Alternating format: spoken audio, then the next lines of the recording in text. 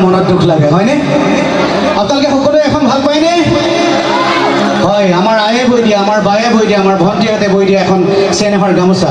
কিন্তু এই চেনেহৰ গামোচাখনিকে হওক সিদিনা উজনি অসমৰে আমাৰ চিলাপথাৰত কোনো অনা অসমীয়া দুষ্কৃতিকাৰীয়ে ভৰিৰে গচকি ফেনে ফালি চিৰাচিৰ কৰিছিলে।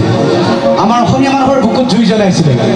চিলাপথাৰ কাণ্ডত কোনো অসমীয়াই অসমৰ খিলঞ্জীয়াই সহ্য কৰি থাকিব পৰা নাছিলে। আনকি আমি গান গোৱা মানুহ আমিও সহ্য কৰি থাকিব পৰা নাছিলোঁ ৰাইজ। আৰু সেয়ে লিখিবলৈ চেষ্টা কৰিছিলোঁ এটি গান। আৰু সেই গীতটিকে মই অকণমান গাইছোঁ।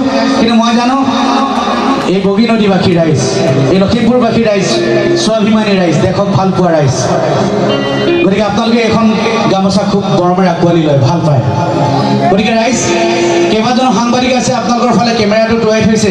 সঁচাকৈ আমাৰ বগী নদীবাসীয়ে ভাল পায়নে চেনেহৰ গামোচাখন? গতিকে আপোনালোকেও দেখাই দিয়ক ৰাইজ, কেনেকৈ দেখাব ভাল পাওঁ বুলি। আপোনালোকৰ হাতত এটা এটা মোবাইল আছে প্ৰত্যেকৰে, হয়নে? প্ৰত্যেকৰে হাতত এটা এটা মোবাইল আছে। মোবাইলৰ টৰ্চ লাইটটো অকণমান জ্বলাই দিয়কচোন সকলোৱে নিজৰ নিজৰ, এই গামোচাখনৰ কাৰণে, মোৰ কাৰণে নহয়। গোটেই উজলি উঠক। আৰু আমাৰ লাইট চলাই থকা ভাই বন্ধুসকলক কৈছোঁ, এই লাইটটো অকণমান কাটি দিয়ক। জ্বলি আছে হাজাৰ হাজাৰ লাইট, আৰু এই লাইটবিলাক অকণমান সময় কাটি দিয়ক। যোনে লাইটিং কৰি আছে পাৰিবনে কাটিব? লাইটত কোন মানুহ আছে? হাজাৰ হাজাৰ লাইট জ্বলি আছে, হাজাৰ হাজাৰ খিলঞ্জীয়া জাগি আছে। জাগ জাগ জাগ অসমীয়া, আৰু জাগ।